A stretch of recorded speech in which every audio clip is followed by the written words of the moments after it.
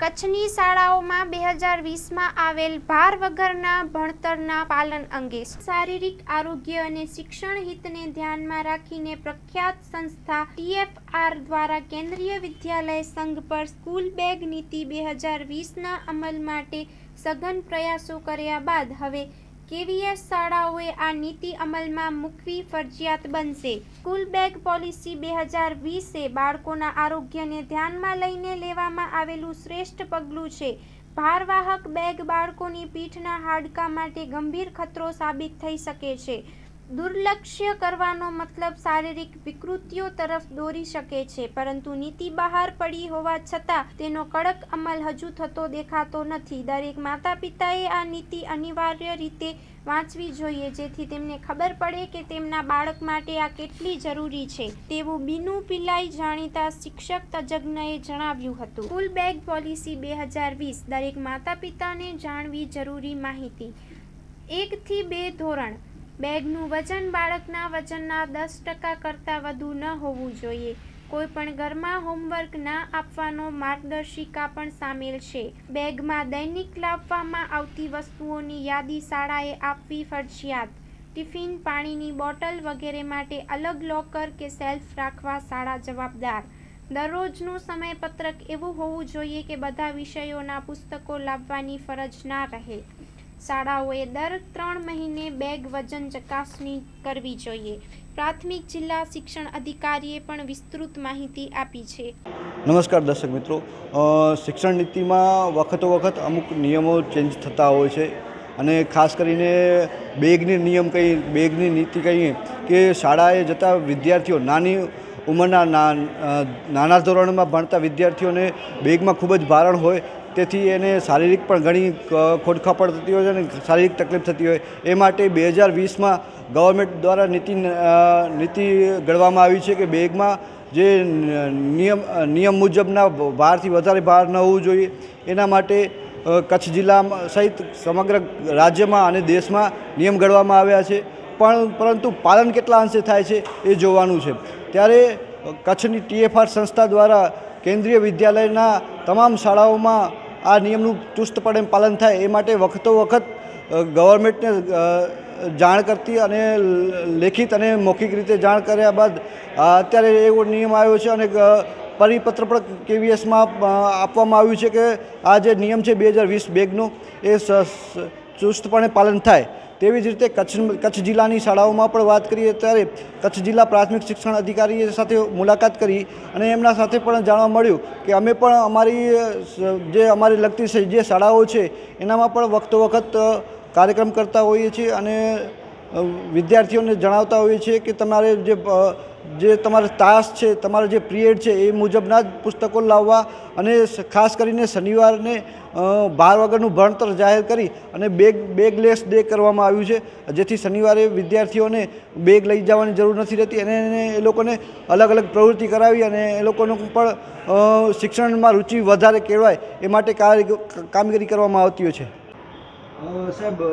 Government દ્વારા 2020માં policy બહાર પાડવામાં આવી છે બેગ માટેની, તો એ પોલિસી અંતર્ગત આપણા કચ્છ જિલ્લામાં એનું કેટલું અમલ થાય છે ને કઈ આપણે એના માટે જાગૃતિ માટે કરતા હોય છે?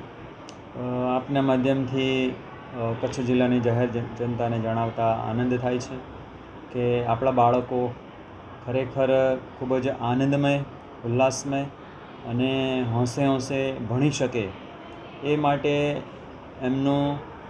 જે કંઈ અભ્યાસક્રમ છે એના આધારિત સરકારશ્રીની જે વખતો વખતની સૂચનાઓ છે એને ધ્યાને રાખી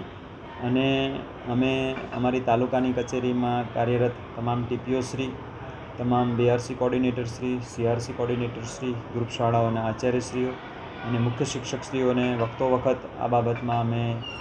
ગાઈડ કરતા હોઈએ છીએ।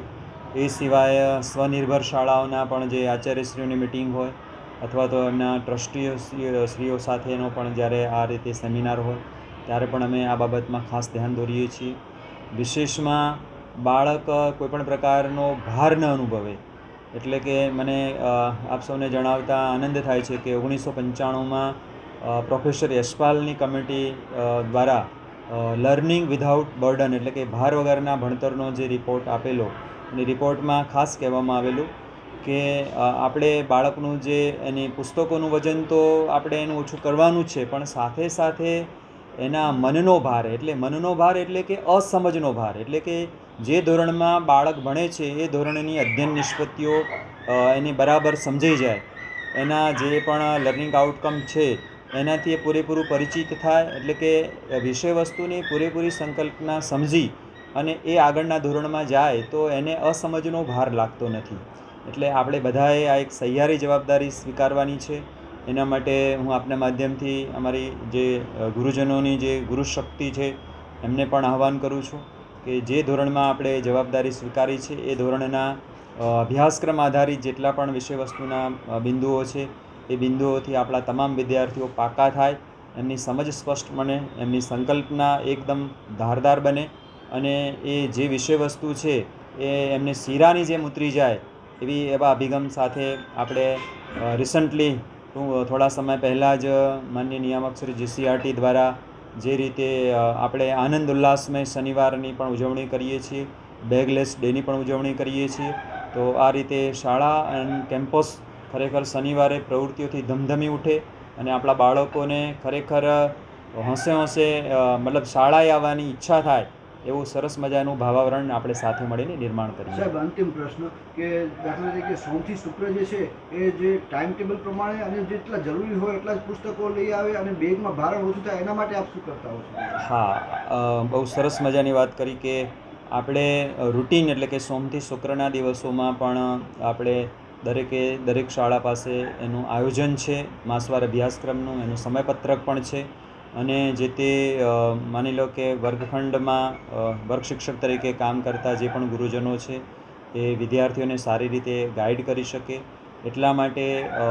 મતલબ કે જે ખરેખર જરૂરિયાત જે છે એ જ પ્રમાણેના પુસ્તકો અને સાથે સાથે જે બિનજરૂરી વધારાની સામગ્રી બિલકુલ માની લો કે બાળકોને ભારરૂપ બને એ પ્રકારે એમને લાવવાની ના થાય એટલા માટે અમે વખતો વખત ખાસ કરીને તાલીમ કાર્યક્રમોમાં અથવા તો અલગ અલગ બેઠકમાં અમે એમને ગાઈડ કરીએ છીએ. અને ખાસ કરીને કે